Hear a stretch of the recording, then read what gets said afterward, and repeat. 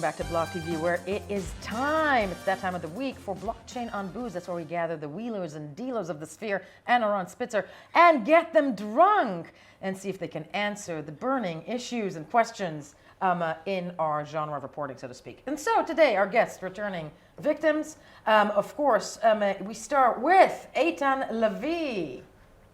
There you go. He is the co-founder of CTO at 2Key.network. Also came prepared with his own iPad.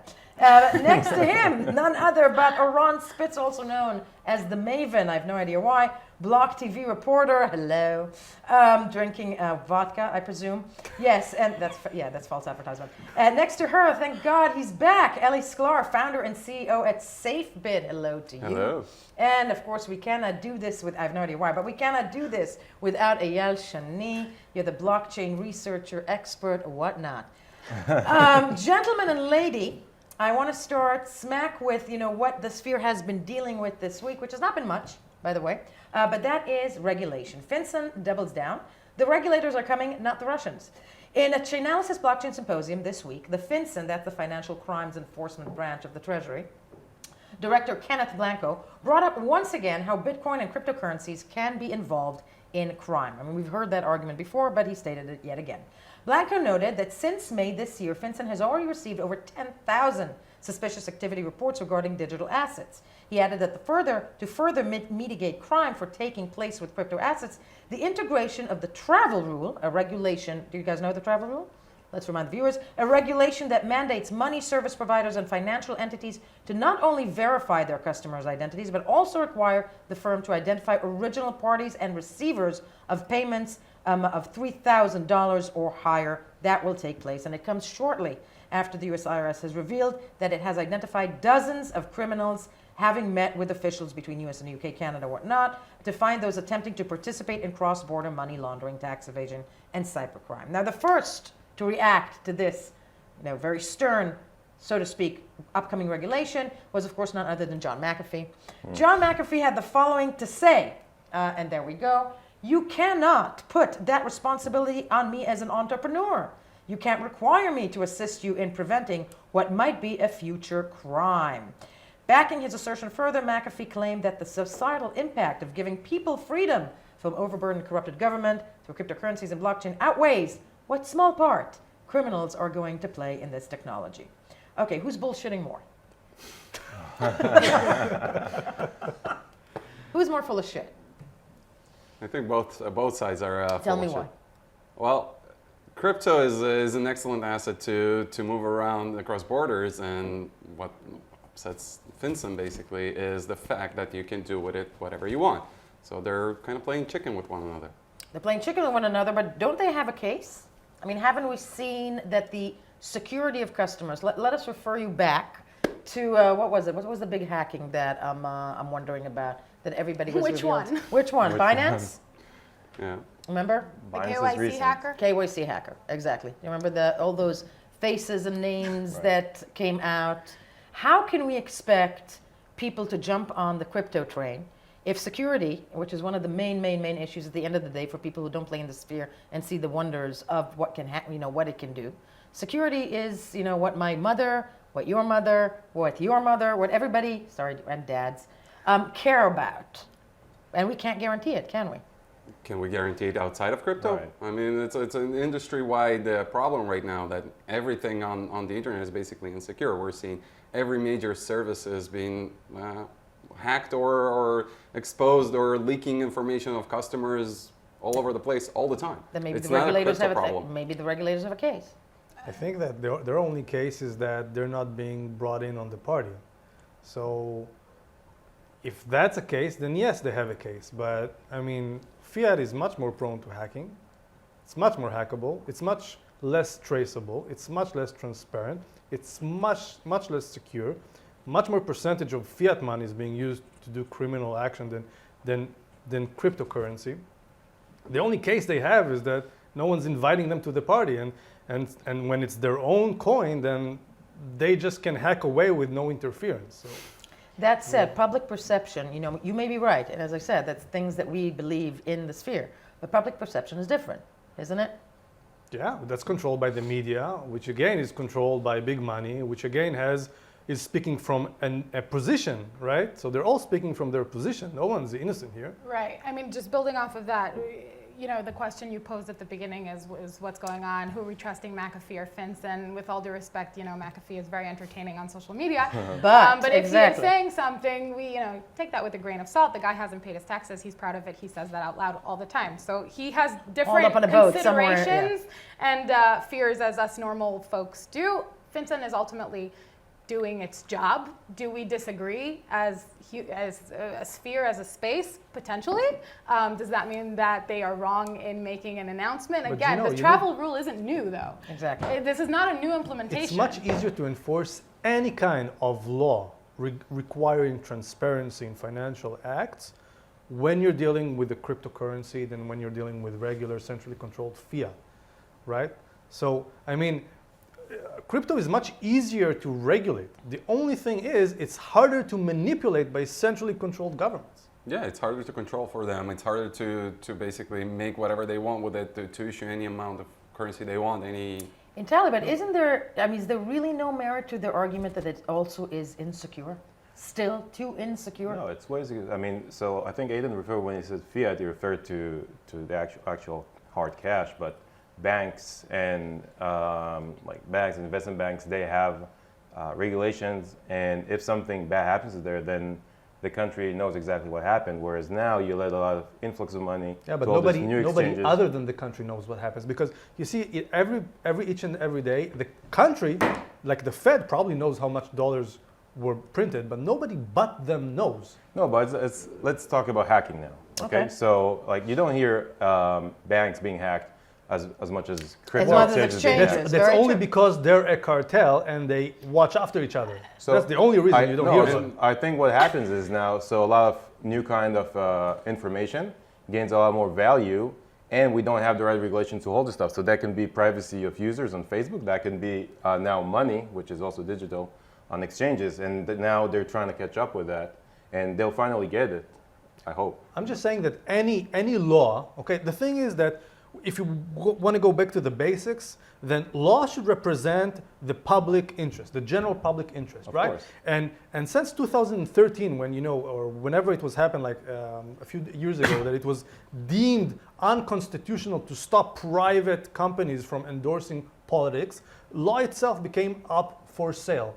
So when you look at all these regulations that are trying to being upheld, these are all being bought by very big players. So the law itself, taxes, all of the law is basically not representing the public. So the first thing I think should be to kind of re-represent the law, and then whatever law is for the public good, you can much more easily maintain and ascertain it on a blockchain. But this is way deeper than, because you question if democracy, the way we see it now, is the right way to because this is a little. By the way, that's a great question. Is democracy as we know now functioning? I personally prefer direct democracy, but some people don't. And the way it works now, you're absolutely right. There's some people with a lot of influence. They make their moves, and then the next 4 years it might be someone else. But that's the way things are now. And but these things that these people that change every 4 years, they're just pawns. Actually, the people influencing laws and tax law and all these things are private interest corporations. But the question is, first of all, that may be true, and that may be true. That said, the greater public, the masses, don't see that yet. Okay? I'm not sure that they don't see it. I just don't think they get a voice. I'm not sure they care. But but that's exactly the point. I think they care because a lot of them are in debt. A lot of them are being financially enslaved. I think that in some point they care. They just don't know how to point and where to point. I think they surely feel it. I don't know. Look at the Western world right now. One can argue that democracy is failing in places like Britain, in places like Israel, and where the administrations are showing their folly, so to speak, and yet people keep going along for the ride. And I'm talking now about the sphere. If people really don't care as much as we do, and I tend to agree with that, then the masses usually go and boil like a frog in a bowl. But you see worldwide, centrally controlled economies failing one after the other. Exactly. The entire of South America is basically on protests or riots. We're seeing Iranians, which are No, good people. we're about to get there, and you know what? Let's jump straight to that. I think democracies are failing everywhere, just in places where. And yet Bitcoin has not reached its mass adoption as we all hoped in that moment of chaotic world disorder, which we're witnessing, but it's not happening, that mass adoption. What we are seeing, the things before that. For example, when Argentina started failing, then everybody started buying Bitcoin to the point where the government stopped it by force. They condemned them not to buy more than a certain amount of Bitcoin a month. Did people comply? I don't know, but I think as long as the only place they can buy it with, changing their currently held currencies, Assets, yeah. is exchanges that are regulated, then the government has full control to continue enforcing it. But it is a show that the public will is there. So, yeah, I mean, the scalability is still not there, but as an idea, people are responding. So and you're seeing the lashback. So Right, you're, go. you're against regulated exchanges, or is that what is the claim you're making? I'm against regulations that do At not all. represent the people. I mean, it's hard, again, like it's hard to question in BLOCKTV, like again, the entire reasoning under democracy, but which I do basically, but not maybe on this panel, but I mean, but let's look like at some use cases. So Argentina is a good use case, or Iran, or Chile. So people that like now, they see their currency is falling apart and they want to buy something other. And so they might opt to Bitcoin, but as well, they might opt to use dollar, to euro, or to gold. And I think a good thing to check would be how many Argentinians bought US dollar during that time compared to Bitcoin, like how widely. The only difference The is answer that- was that the amount that Bitcoin was bought was enough to have the government stop them by force from buying Bitcoin. But they already, because they do it because they don't have regulation. So US dollar, I assume, they already have some sort of law, which if you buy It's like not a more than law, 100,000, it's just a part of the same then cartel stop that's you. controlled with the Argentinian centrally controlled fiat. It's just a cartel. That's it. It's nothing more than that. No, which I agree. Again, the politics. It's there is- okay. It's okay to say it out loud. It's a cartel. It's fine. You know, let's all Yeah, just but the get thing out is, there. we can say it out loud, but as I keep stressing back, and not everybody, most people, even if they know that it's a cartel, don't seem to care. Right. They don't seem to care until their liberties. The thing is, the chain of events that usually happens with the general public is as follows. There's a game. This game makes me go out every day and run like a rat trying to survive. I'm always in debt. I have to ask for some master for rules, law, and money. Now, when You that just described master. my husband. Just kidding. Side note. Okay. Side note, okay. I can't comment on that. Okay. Now, when that game fails, and it usually fails when it's a centrally narrow interest organization controlling the funds and the law, then the economy starts failing, and then what happens, usually people get screwed. And when they get screwed too much, they start protesting. And then, as happening in Iran, the regime starts limiting their resources, their communication, their movement, and their lives. And they close down the internet and whatnot. Okay, Yeah. so how do we break through that cycle?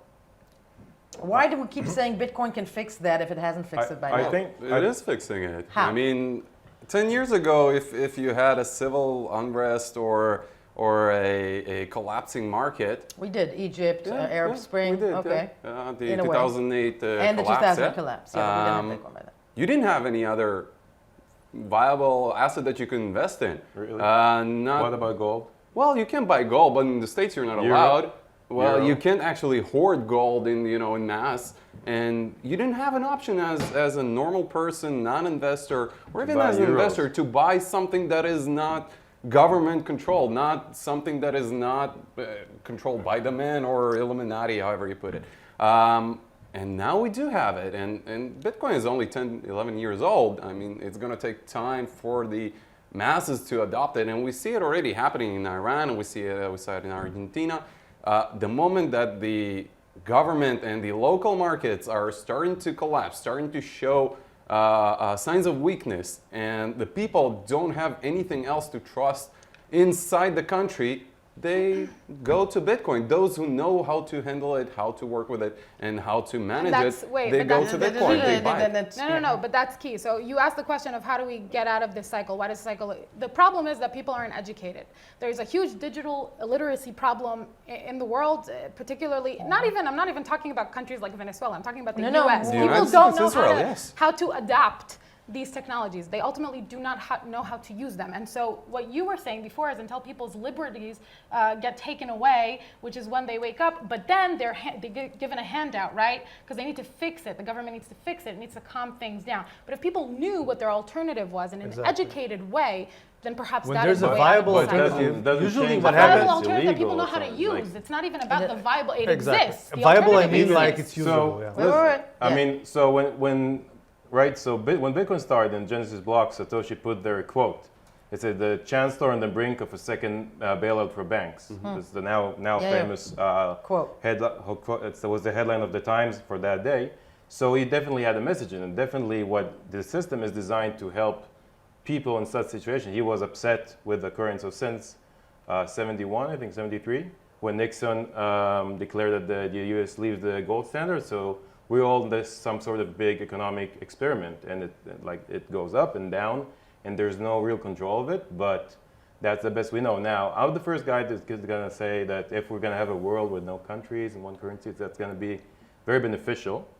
But so I want it, but now let's be realistic. Yeah, Let's be realistic. Until we get there, so Bitcoin is the tool for it. But I don't think, honestly, if we thought it was going to be like something that's be vastly used, why would they put like 1 megabyte block limit on every block? So I think it was designed to be something much more like Tor, which is similar in some sense of decentralizing trust in relaying messages. So, and now they can also, so Tor is designed to relay messages, and Bitcoin is designed to relay money. I don't think he wanted to end the revolution with like he wasn't aiming for a checkmate in one move, but he started a movement. Yeah. And that movement is a movement. It's a process. So I mean that's not the final goal, but it is the road. The cyberpunks, they're also here for 10 or 20 years, and they're helping people in such situations. So if you're in Venezuela and the government is shutting you up, so now you have means to speak and to maybe force other people to fund you to be able to speak and tell the world what's happening there. But now if we're talking, but that's one thing which Bitcoin can do, and it's good. Now you're talking about having the entire world using Bitcoin.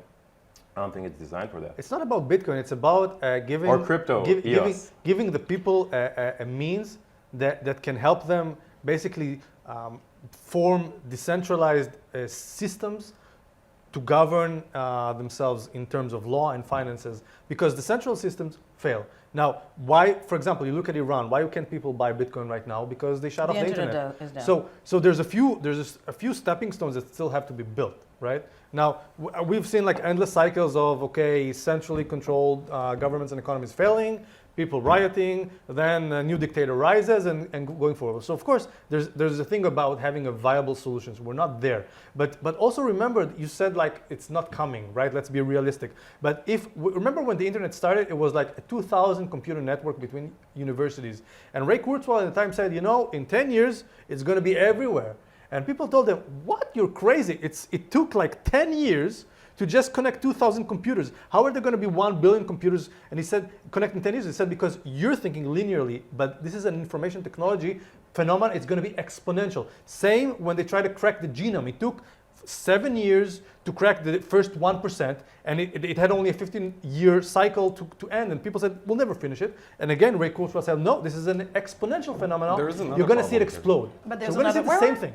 There is another problem here. Our existing system, the society that we live in, doesn't matter if it's China, United States, Israel, or United Kingdom, it's all built on the infrastructure of old money. It's all built on the fiat system that we love to hate so much, on the democratic system. But that is the infrastructure. Right, the exactly. infrastructure. And the existing infrastructure simply doesn't know how to deal with crypto. No, it doesn't matter if it's financial. No, let me ask you this. Listen, the existing infrastructure, that's a very good point. Because, and I'm going to raise a theory. Fidelity, Grayscale, making moves into the regulatory sphere, so to speak, or into cryptocurrencies. That's one thing that happened this week. One side, we can say federal agencies are doubling down on cryptos, but big financial institutions seem to be warming to them. I don't even know if that's a good thing. And maybe the main news this week, on a slow, currently dippy week, what can I say, because Bitcoin was looking slightly pale and still was at the time of taping this. Big financial institutions in the US have dipped into cryptos. Fidelity, for one, has procured a charter from the New York State Department of Financial Services to operate a virtual currency custody and execution platform. They announced that a few days ago. Now, here's the thing. Grayscale themselves, first of all, how important is Fidelity? We actually had a chance to speak to Bruce Fenton, the CEO and founder at Financial Atlantic. Let's hear what he had to say first, and then I'll raise the question. Fidelity has been really progressive. I think that's one of the most bullish signs about this industry. Fidelity has a long track record of being very progressive with things. The CEO, Abby Johnson, has, she was a pioneer in mutual funds and 401k plans and IRA rollovers and many other, very, very big pieces of, the investment business. So they've had a very serious initiative focusing on cryptocurrencies. Their digital assets group is large. There's a lot of people, a lot of participants, a lot of people in Fidelity, in the greater ecosystem, not just in that group, but throughout the company that are looking at this. It's a very large company, so it's not easy to change things very quickly. It's not like we're going to see this, Bitcoin right in your Fidelity account tomorrow. But every step that they take is a big deal, and it shows commitment from one of the largest and also smartest and most successful investment firms, and very popular investment firms as well. So I think that's very exciting. I'm really glad that Fidelity is working hard on this area. Bruce Fenton, CEO, founder at Financial Atlantic. He's very excited about this. Is this exciting? Of course, it's Why? huge. Institutionals coming into Bitcoin. Is that what we want? Well, they want it. Who's We we? already have Bitcoin. They don't. They want it. Speak for yourself, honey. They should buy them. I, Well, it's a dip now. exactly. Yeah. Oran. I'm just saying. But I'll go in with you. no, man, because this is you'll go with this is the thing. Everybody there are two schools here. Let me just pose an idea. If the big institutions, which are the providers or the ones who execute the big central agenda, okay, are going into cryptocurrencies and will, dare I say, own them, what have we done? Because they will control the rules, the regulations. They'll centralize it, right? Well, it depends on the architecture of each and every blockchain or solution that they buy into. So if you can buy into it, then that's a certain kind of mechanism. But I want to take a step backwards and talk about disruptions, right? Because there were always controlling dogmas, right? We had like the horse, and then came a car. We had regular photography, then came digital photography. And we're talking, and you see disruptive like patterns, they always follow the same kind of thing, right? Now, we're looking here to disrupt something that is bigger than was ever disrupted before in human history. So we don't even know what we're going into. But let's not be fooled that history is going to repeat itself, because it was never in this point. Never, ever in this point. So whether or not countries want to keep being alive 10, 15, 20 years from now, they're already failing. The smaller ones are already failing. You think it won't come to a country near you? It will eventually. Like if Argentina can fall, if Iran can fall, Iran isn't that far away from anyone. It's a very smart, very intelligent peoples. So disruption is going to come. Now countries, why is the US, for example, opening it up and it's not completely closing down? Why China is opening up? Because they understand, they're not dumb people there. They understand that it's disrupt or die. And for countries, banks, financial institutions and regulators, it's going to be self-disrupt or die. And this is why they're opening up. I don't think that's a bad thing, because we don't want, the revolution here will be much faster, much less violent, much better for everybody. Okay, we're all in the same boat. If institutions jump in. If it's a peaceful one, and if a decentralized network can't really work if everybody is completely equal and not differentiated. Even you see in decentralized networks in nature, there are centralized kind of powers, intermediary powers, but the way they play out is completely different. So organizations that buy into Bitcoin, you can buy into Bitcoin if you want, but that doesn't still make you control Bitcoin. So if it's really decentralized, them buying in is not a negative thing. No, but it does, because if they own 90% of Bitcoin, then They still don't control Bitcoin. They still can't print Bitcoin. They still can't decide if Bitcoin was transferred or not. They can't- It's But you there's know, no use to it if they control all of it. they can't control. That's what I'm saying. They They control can't the price control of it now if they control all of it. Only the price in dollars, which nobody cares about. I mean, But I'm it- just saying Oh, that I have no argument. I can leave. I can leave. this is the first and foremost. This is the first and foremost what you call it, like mode of everybody. You know, everybody's a revolutionary, right? A Bitcoin maximalist until Until- it comes to the price of Bitcoin, which they really, really like to price in the most centralized Ponzi scheme fiat currency to exist. That's beautiful, I think. Exactly that. I mean, but let me ask you guys, you know, what will be the road to mass adoption? I think is what I'm asking. One of the, because you broke apart our themes, which in a very nice way. But is it, you know, buying into Bitcoin by places like Fidelity, Grayscale, whatnot, or is it the chaotic nature, okay, for mass adoption? No, it's actually what he just said about not caring about the price. Once we actually get to a point like that, then mass When we don't, adoption. but Actually, how I will see- that ever happen? I see this. I see sprouts When- of this when already. it's For just- example, if you look at money, just as money, right? It doesn't really matter if you have fiat as long as you have a network that everybody has something that Some they of can it. change. For example, Japanese have this thing called Line, I think, and I just spoke with some really big company that has like, I don't know, immense revenue in Japan, and they just told me about this app, and people just can message crypto to one another. When you have crypto, when I have crypto, when we're all using the same app and we can just change crypto, it doesn't really matter what it's worth in dollars. And you know how much is going to be Bitcoin to dollar? Infinity. It's going to infinity. It's going to infinity because every central currency will eventually fail. The only reason we're not seeing hyperinflation in the dollar is because the 1% holding the funds are just keeping them there to you know, it's not me, it's an analysis of this. Okay, then I think Go ahead. if Fidelity were smart about it, I mean, they could go into banks and exchanges. It's really, if they adopt Bitcoin, I think it's kind of cheating because they benefit on people trading. So they don't care whether you can trade sand, you can trade Bitcoin. They're going to Whatever. benefit. They're going to make money anyways. I think, but if they were smart about it, instead of going to Bitcoin, and we're seeing, I'm talking to banks, and they just some sort of forward consortium of banks and trade their own Bitcoin, and then let people trade that. Because when they buy into Bitcoin, they make other people rich. And when they create their own money, they make themselves rich. And why not? They can do it. Yeah, And that's the exact China same, is doing it. exact same illusion of intranet versus internet. The internet was very, very appealing when HTTP was born because they said, oh, let's not share the information with the rest of the world. Let's just keep, information is power, right? It always was. Always positions of power try to refrain from giving information to others. But when the internet kicked in, then there was no use to intranet. perfect setup, guys. The Federal Reserve in the United States is evaluating digital dollar, and I'm jumping off, and this is actually a very interesting thing that I'm going to show you all. Don't be scared of it. The Federal Reserve is evaluating digital dollar, but benefits still unclear, says the chairman, which means that Jerome Powell has said his institution is looking into the possibility of developing a central bank digital currency, a CBDC, and I stress the possibility, that's what he said. Now, judging from how long it takes, you know, the United States or its federal agencies to consider new regulations or let go of laws that were created in 1946, this might take a while.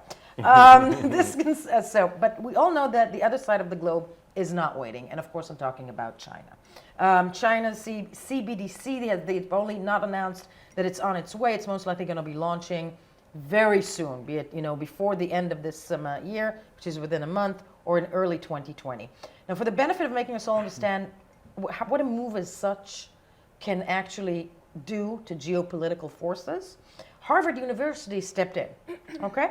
And over the course of the last week, they decided to simulate some war games in a world, basically some war games in a world with national digital coins. That's how they headlined this experiment. They essentially invented a scenario for a digital currency war and national security crisis simulation. Then they gathered thought leaders, scholars, former administration advisors to try and face it. I want to start by showing you this invented scenario. This is a scenario which is ever so possible within a few years. And imagine that this is happening while China has a CBDC. This is an invented scenario simulated at Harvard last week. Let's have a look. This is Jane Perlez. We are following the breaking news coming in from North Korea, where an alarming new round of missile tests suggests that Kim Jong-un has advanced his nuclear program further than Washington has understood. I'm joined by David Sanger, New York Times national security correspondent, live from Harvard Kennedy School. David, how significant is this test? And is it a big breakthrough? Well, Jane, just a few days ago, the North Koreans conducted their first big long-range intercontinental ballistic missile test since November of 2017. And what's interesting about this test was both the nature of it and the range of it. So it went about 2,100 miles. It was aimed south. It went over the Philippines and into the Philippine Sea. But what made it even more complicated and more impressive in some ways was that they released a simulated warhead because they needed to show that they had solved the one big remaining problem that they've had so far, which is their warhead could survive re-entry into the atmosphere and land on a target. And once you've proven that, you've basically solved the last major problem that you need to solve in order to demonstrate that you could deliver a nuclear weapon. We're hearing reports that North Korea may be using China's digital yuan currency to evade sanctions and purchase weapons material. How is the digital yuan being used to thwart American security interests? Well, the digital yuan is an opportunity for the North Koreans to break free of the American hold on dollar transactions. The reason that financial sanctions have largely worked against North Korea is that most transactions have to clear banks in dollars. Now, there's always been a fair bit of black market trade, particularly over the North Korean-Chinese border. I've been up on that border, as you have, Jane, many times. And, you see oil flowing across. You see people trading in goods and using a black market that's been pretty healthy. But the North Koreans can't really buy much on the outside market without having dollars. So now all of a sudden this digital yuan, which is a digital currency backed by the People's Bank of China and of course supported by Chinese commercial banks, gives an opportunity to do full transactions without ever having to go through a dollar clearance process. And that means that if the Chinese decide at any point to break free of enforcing the sanctions, they can do so. But what's even better for the Chinese is that there's very little visibility into how these transactions work. So the US would have a very hard time proving that in fact the Chinese are participating in sanctions busting. Simulated scenario, first of all, how possible is this? I think it's very likely we're going to see a lot of governments going to the cryptocurrency or digitalized currency for their national currencies for exactly those reasons. I mean, to bypass the embargo, the cartel, the whatever you call it, that is imposed by the Western civilization. And not only that, this might be not obviously, North Korea launching a nuclear missile, but this being the Chinese CBDC is this is a reality that it will happen in the next few months. Digital currencies are going to democratize the power structure. So digital currencies are going to democratize the power structure. The power structure in China. Globally. Because the thing is, if you look at very small states like Singapore, city-states, and you look at what's going on over Europe, you see a flash of the future, right? So there's geographic-based economies, which are good for one thing. As more of those onboard digital currencies, and you will see even like subpars. So I won't be surprised if the United States will have like state currencies. And then all these currencies can then communicate together. And there are several utility layers online that are not geography-based. And all these things can eventually play out together. But the power structure as we know it... Okay, go ahead. Isn't there a danger of China? I mean, at the end of the day, information is power. A centralized digital coin by China gives them so much, also the ability. So first of all, it goes from a monopoly to a duopoly, right? So that's 100% more decentralized than currently. Right? 100% increase in decentralization from just the US dollar to two currencies. That's not a bad thing. Second, of course, if you look at it from the point of view that is localized to the 1% holding most of the US dollars, it's a bad thing. But for the general population on Earth, that's not a bad thing. And second, if you look at this scenario, I think it misses the point because... Which is why? Tell me why. Because Well, it focuses on missiles. Missiles are progressively good for nothing. Okay, I mean they're good Yeah, for every guarding. Keep other government people wants from them. coming and taking Every your government, stuff. every government wants them because they guard borders. But if you look at the things that borders and armies grant us through time, the things that armies grant us through time has become less and less relevant. It still looks like a big thing, but if you look at how it was in ancient times and the progress of it, we less rely on arms and we more We just rely rely- on economics for No. doing our wars. I disagree. No, I disagree, think I agree. United States has a lot of power that it holds basically most of the guns on the planet. It's just and modern nobody guns. wants to mess with it. Not Russia, not China. It's not accurate. China is Russia the only can one wipe who's the U.S. off allows the itself to face of go the in. planet. Let me even argue that in places like Israel and the Middle East, one of its greatest assets and powers is the fact that they have several weapons that the rest doesn't have. Look, I didn't you say. know, Look, I want to be very Their accurate. I didn't say. superiority. Yeah. I didn't say they don't have a critical function in places. I said that if you look at it through time, the functions of having a government army controlling a geography, enforcing a financial structure. But let's say they have is that. less Let's say they important. have that. I think Yes, the point of this because- simulation, they have that, and they can bypass all the sanctions of No, this. but this represents really small, short time in the evolving of digital currencies that will happen. That in the start, people again, regulation and knowledge will not be in place. But this is just building up. And again, we know today that even if you buy in Bitcoin or again Ethereum, I have nothing special for Bitcoin.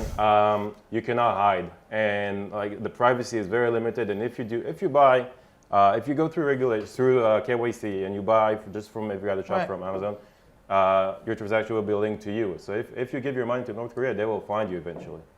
And it's true. That's the way it works. Yeah, now. I So think privacy is I very want the point limited. of that though that And- if China does a centrally controlled yuan, That's what they're doing. it might doing not be transparent, but because it is not Probably won't transparent, be. might very well not be. Okay. But then it will make their control greater, but their basically arc of influence shorter because when it's the same internet thing over and over again, any truly decentralized, transparent, immutable protocol will enable radical transformation, not just if you're a Chinese or a Korean, if just you're a human. But- And these things will then overcome or at least be an equal part. So we're going to see two power structures, the dollar and the yuan, and we're going to see many more little things going out with non-geography based utility layer economies online, and these just power structures of economics we're going to But change. You're talking about like the way future. Now, again, the US, I China. don't think it's way future. I just No, I think mean this is don't? some sort of. This simulation is we're talk- acting as if it's 2021, correct? Exactly. If I'm not This wrong. is- So this is No, but near future. To say They're like preparing for it. again, Aiton's talking about the future where everyone's gonna have the same coin sort of thing. Now, again, China's gonna do Libra? their. Just kidding. China is doing their coin. The US thinking about doing their coin, but they don't see the benefits. I think there are many benefits. First of all, if you use whatever standard you use, I think they're falling asleep on guard, so to speak. absolutely. If they use any standardization of the process, will really help the competition, really help entrepreneurs to make new businesses in the field. So just the standard, having everything run on their own blockchain, it's going to be fully centralized, but just everything running on the same code, open source, and everyone can jump in. Because right now we're seeing so many startups starting and failing for trying to fight the regulation because all the systems are so different. They're trying to build solutions that are That it fits into the. fits yeah. onto all of them. And then, if they want to, they can really start educating the population into, let's call it safer economy, where people are actually going to safeguard their own private key. So right now, if you can lose cash, but you can't lose, if you lose your password to your bank account, you're good, or to your pension fund, they're going to help you out. Actually, they're not going to help you out. No one's going to be able to pay these pension funds. No, No not about one's that. gonna be It's able- if Theoretically. you, I'm saying Theoretically. we're talking No, but about this is- custody. We're talking But about this custody. Why is of not? substance because this custodianship is hell because they keep your funds, and this is a curse. But okay, so what I was trying to say is that if people start to be more educated about it, then slowly we can actually the regulation can be ease the regulation for new startups, for custody, for exchange, and then things would be much easier. There'd be more competition, which is good for the population. And we already see, by the way, this thing of having China, I mean, globally, if you look at the global economics, it's not a bad thing. It's moving from a monopoly to duopoly. Already we see this Chinese fund with a $1 billion, and Chinese, they can't move yuans, by the way, out of China, but they can invest them. And we're seeing, for example, us as a company, we're seeing so many more opportunities in the East, in the Far East, than in the US. And like us, there are many. There are those who would argue that China has already won, and in that I'm gonna, Well, just Perhaps. to kind of give in the comparisons here. So you're right, that was the announcement, that, right, the $1 billion fund. And then in comparison, what you just read us now, with the Fed is on like this coin is on the heels of a report that says that stable coins can be catastrophic to the stability of Exactly. the financial system, like just a few days before. bingo. Yeah. No, By but I the think US. they talked about Libra, not about every stable coin. They didn't, that's the thing. Catastrophe to the current It was financial system alluded is to not a bad thing. Libra, but it's something that's created that isn't No, but again, done well. A digital destructive. stable coin can be government owned, so it'll be just the same, but digitalized. So It's why interesting not? to see how China and the United States are playing completely different games here. I think what's happening is similar to a Cold War in financial aspects. We're seeing two major superpowers that they're scared. They know that this technology is new. They know that it's completely game-changing. It's as fear it. game-changing as new weapons, as the space race, as the internet, as electricity. And one playing, China is playing, we're going all in, we're putting billions of dollars in it, we're helping our startups to grade there. And the other one is saying, Jerome Powell saying, I don't see any benefit in cryptocurrencies. And really? But I you mean, know the entire why planet. they're saying that? Because they're Of course. first place. Yeah. They're first place. They don't want to lose their first place. So let me China's ask second you place, this. and they want to get over their first China place. launching this CBDC, in the next several months. And before we conclude this, by the way, this has been fascinating to me, even though some of you are freezing. But that said, It's the price. It's the price we pay for free alcohol. But that said, let's say, I keep saying this in Blockchain and Booze, that I think, we're about to close a decade within a month, And the next decade, many, scholars, many academics will argue will be the fastest technological decade that we've ever seen, 2020 through 2030. At the end of it, who do you think will be the leading world power? Who? Hopefully the people. All of the people, regardless of the geopolitical situations. You mean the People's Republic? But, I'm not that ready. but this is not by accident that the People's Republic, that is very community oriented, is the front runner to have the intranet winner. I But think community you there is forget a some of the very, things very, China has done. You're forgetting a bit about China. Community is a very, China, very great term They there. kind of shoot first at the community, then think later. Yeah. They enforce consensus.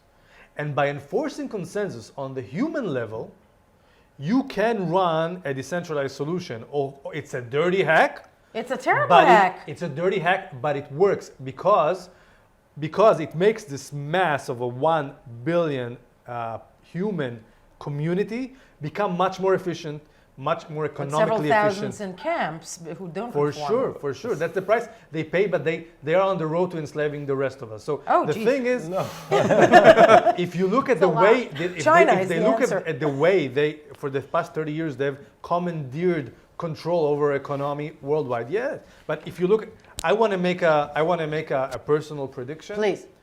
I think that in the next 10 years, we're going to see a great decentralization of power, of economic power, and of governance power. You're not just going to see two central powers. You're going to see many more decentralized powers.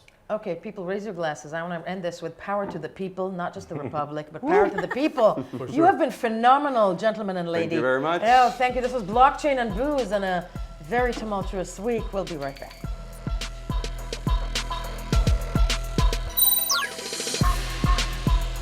For more news and updates, follow us on Twitter.